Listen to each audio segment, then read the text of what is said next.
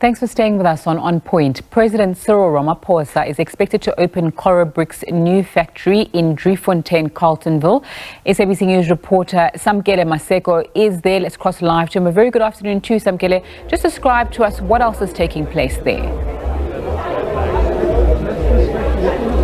In essence, Nzinga, the president is here to launch the Corobrick factory called Gwastina here in Carltonville. In essence, it's part of the president's drive with labor, business and government in order to foster economic growth in the country, to create the much needed jobs, particularly knowing the impact that COVID-19 has had on the South African economy. But I'm going to bring Mr. Tyrone Seal, who speaks on behalf of President Cyril Ramaphosa on the essence of the president opening this factory here in Carltonville today. Mr. Seal, you can take off your masks. Just the essence of the president being part of this launch of this factory of Corobrick dubbed Gwastina, the importance of it when particularly it comes to the relationship between labor, government and business.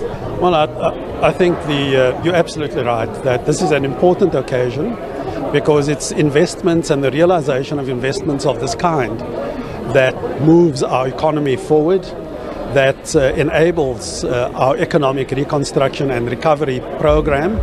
And so when we are dealing with the confidence that Corobrick has in the South African economy, to the extent of 800 million rand pledged by the company to put in place this new facility where 80 people are employed on any given shift, and it's a brick manufacturing facility, one that supports the construction industry, which itself has experienced great difficulty in recent years, but an industry that's also looking forward to fresh prospects as we increase infrastructure development in our country.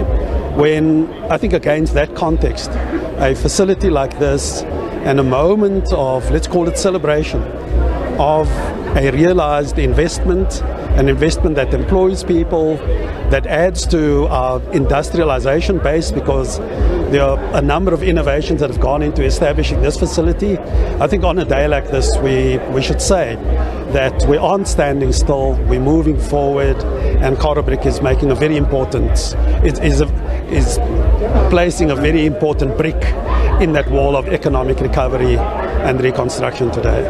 Mr. Seal, when you look at the economic growth trajectory of the country, particularly post-COVID-19, the post-COVID-19 economy, the president has spoken about how it will be driven by infrastructure development in the country. The significance of the launch of this particular factory of Corobrick when it comes to the bigger role play of infrastructure development in the country, particularly when you look at the role of the office of the presidency when it comes to infrastructure development, the role of Dr. Cyril Ramaphosa and having these infrastructure projects, and also this particular factory now coming to the fore to assist in the infrastructure development arena.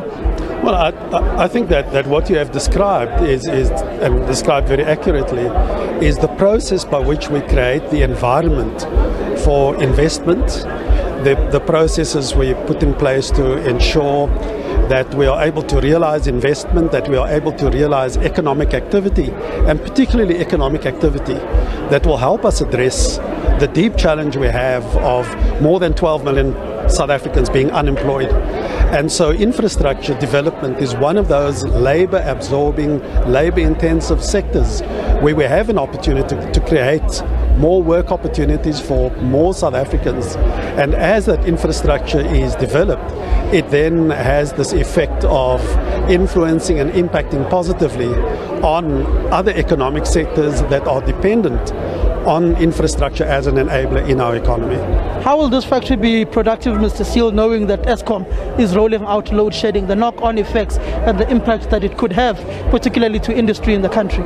Well, I think our challenges in the country are complex, and they are spread over a number of sectors. But we know that in energy itself, we have at the highest level of government, led by the Deputy President, we have a team that's looking at the issue of Eskom. Within Eskom itself, public enterprises are working very closely with the entity to ensure that we turn around the damage that's been inflicted, that we place Eskom on a different footing, that we look at unbundling the structure of Eskom to ensure that all the business units and the key structures of Eskom are market related, that Eskom functions with the South African economy in mind, first of all, both at the level of households, so social energy if you like, and at the level of business, because obviously the provision of electricity and at power hungry and power intensive facilities like this is critical to the success of our economy.